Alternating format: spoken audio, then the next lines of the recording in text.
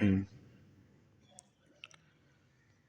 وعن ابن عمر رضي الله تعالى عنهما أن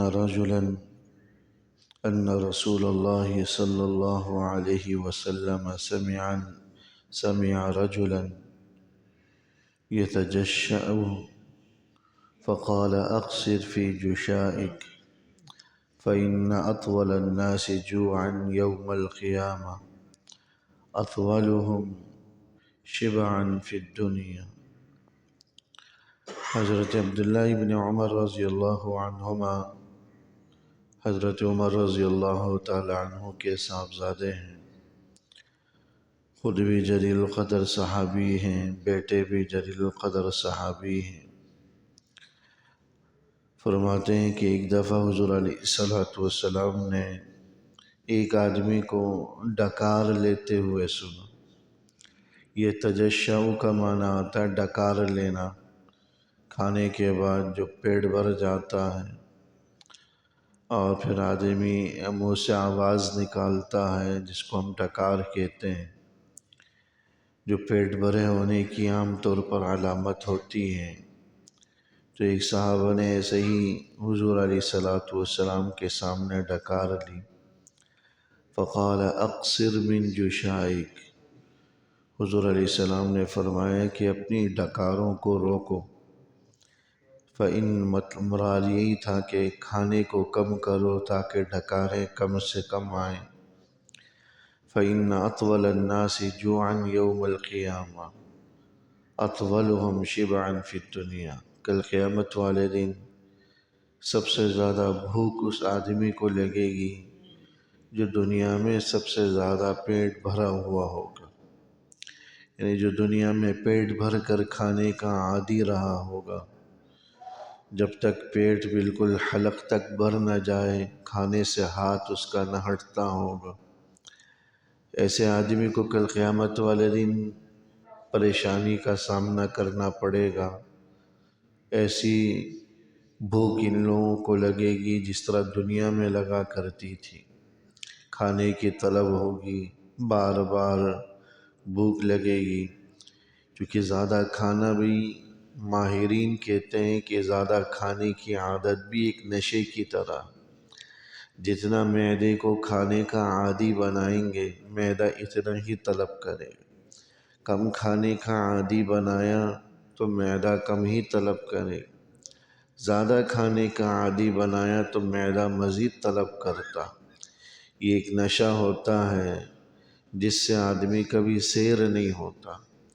حالانکہ کھانے سے مقصد صرف پیٹ بھرنا نہیں ہوتا، اپنی بدن کی توانائی کو بحال کرنا ہوتا ہے۔ اصل چیز یہ ہوتی کہ آدمی کے بدن میں طاقت توانائی رہے اور بھوک کی وجہ سے جو کمزوری اور لاغری ہوتی ہے وہ نہ رہے، توانائی رہے، وہ اللہ کی عبادت صحیح طریقے سے کر سکے، دنیا کے امور انجام دے سکے۔ یہ کھانے کا مقصد ہوتا۔ پیٹ بھر کر کھانا یہ اتنا مفید نہیں ہے بدن کی توانائی اور طاقت کے اندر، بلکہ ایک نشے کی طرح ہے جس سے آدمی کبھی سیر نہیں ہوتا، کھاتا جاتا۔ اس لیے جس طرح کی طبیعت بنائیں گے ایسے ہی کھانے کا تقاضا و طلب۔ زیادہ کھانے کی عادت یہ نشے کی طرح ہے جس سے آدمی کبھی سیر نہیں ہوتا۔ تو کل قیامت والے دن بھی ایسے لوگوں کو یہ پریشانی اٹھانی پڑے گی کہ بار بار ان کو بھوک لگے گی، کھانے کی طلب کریں گے، کھانے کا تقاضا اور حاجت پیدا ہو۔ تو یہاں حضور علیہ السلام کے سامنے جن صاحب نے ڈکار لی، بعض روایات کے اندر آتا ہے ان کا نام وہب ابن عبداللہ تھے۔ یہ چھوٹے بچے تھے، یعنی چھوٹی عمر کے صحابی ہیں، اتنے سمجھدار نہیں تھے۔ فرماتے ہیں ایک دفعہ میں نے گوشت کے شوربے میں روٹی توڑ کر، جس کو ہم سرید بولتے ہیں، سرید بنا کر میں نے ذرا زیادہ کھا لیا تو بار بار ڈکاریں آ رہی تھی۔ تو حضور علیہ السلام کے سامنے گیا تو وہاں پر بھی ڈکار آ گئی۔ تب آپ علیہ السلام نے یہ جملہ فرمایا تھا کہ اقصر من جشائک، کہ اپنے ڈکاروں کو تم کم کرو۔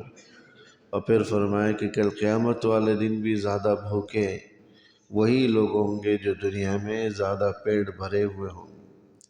اس کے بعد آتا ہے کہ یہ وہاب ابن عبداللہ رضی اللہ تعالیٰ عنہ نے حضور کی اس نصیحت پر اتنا عمل کیا کہ ایک دن کھاتے تھے اور ایک دن بھوکا رکھتے تھے خود کو، تاکہ جو ہے پیٹ نہ بھر جائے، اور ایک دن کا کھانا بھی جو جس دن کھاتے تھے وہ بھی انتہائی معمولی۔ تو اس لیے ایک تو کم کھانے کی ترغیب ہے، اور جتنا کم کھائیں گے بدن میں چستی اور نشاط ہوگی، جتنا زیادہ کھائیں گے اتنی ہی سستی اور کاہلی بدن میں آئے گی۔ اور پھر آخرت کا نقصان بھی اس کے اندر بتلایا کہ ان اطول الناس جوعا یوم القیامہ اطولهم شبعا فی الدنیا، کہ قیامت والے دن سب سے زیادہ بھوک انہی لوگوں کو لگے گی جو دنیا میں سب سے زیادہ پیٹ بھرے ہوئے ہوں۔ ایسے ہی ڈکار کی آوازوں کو ویسے ہی ناپسندیدہ آواز، مکروہ آواز قرار دیا گیا۔ سورہ لقمان کے اندر اللہ جل شانہ نے حضرت لقمان کی اپنے صاحبزادے کو جو نصیحتیں ہیں ان نصیحتوں کو بیان فرمائے۔ ان نصیحتوں میں سے ایک نصیحت یہ بھی تھی وَاقْصِدْ فِي مَشْيِكَ وَاغْضُضْ مِنْ صَوْتِكَ إِنَّ أَنْكَرَ الْأَصْوَاتِ لَصَوْتُ الْحَمِيرِ۔ وَاقْصِدْ فِي مَشْيِكَ، اپنی چال میں اعتدال رکھو، بہت زیادہ لمبے قدم بھی نہ بھرو، بہت چھوٹے بھی نہ بھرو۔ بہت زیادہ لمبے قدم یہ اس کی جلد بازوں کی علامت، اور چھوٹے چھوٹے قدم اٹھانا یہ متکبرین کی علامت۔ اعتدال کے ساتھ چلو۔ وَاقْصِدْ فِي مَشْيِكَ وَاغْضُضْ مِنْ صَوْتِكَ، اپنی آوازوں کو پست رکھو۔ فَإِنَّ أَنْكَرَ الْأَصْوَاتِ لَصَوْتُ الْحَمِيرِ، اللہ کے نزدیک سب سے ناپسندیدہ آواز یہ گدھے کی آواز۔ علماء فرماتے ہیں کہ یہاں پر جس آواز کو ناپسندیدہ کہا گیا انسانوں میں وہ ڈکار کی آواز، اس آواز کو اللہ کی ناپسندیدہ آواز فرمایا گیا۔ تو اس لیے اس بری عادت سے بھی انسان اجتناب کرے۔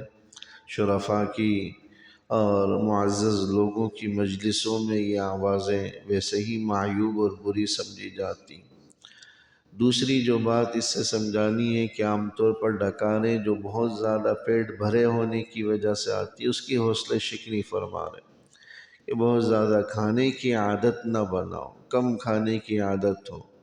معدے کو جتنا ڈالیں گے، ماہرین کہتے ہیں کہ یہ معدہ آدمی کا ایک جو ہے پلاسٹک کی ربڑ کی تھیلی کی طرح ہے، جس کو جتنا دبائیں گے جیسا غبارہ ہوتا ہے، جتنا پھلائیں گے پھولتا چلا جائے گا، اور پھر بالآخر وہ آدمی کی پھر موت کا نتیجہ بن جاتا۔ اس لیے اس کو جتنا ڈالیں گے یہ پھیلتا چلا جائے گا، بڑا ہوتا چلا جائے گا۔ پیٹ کا بڑا ہونا اور جسامت کا بڑا ہونا یہ سب اسی کی وجہ سے ہوتا ہے۔ اور آج کل پھر لوگ آپریشن کر کے اپنے معدے کو چھوٹا کر رہے ہوتے ہیں تاکہ پیٹ کی چربی اور موٹاپا تھوڑا سا کم ہو جائے۔ اس معدے کو سی لیا جاتا ہے تاکہ مزید اس کے اندر گنجائش ختم رہے۔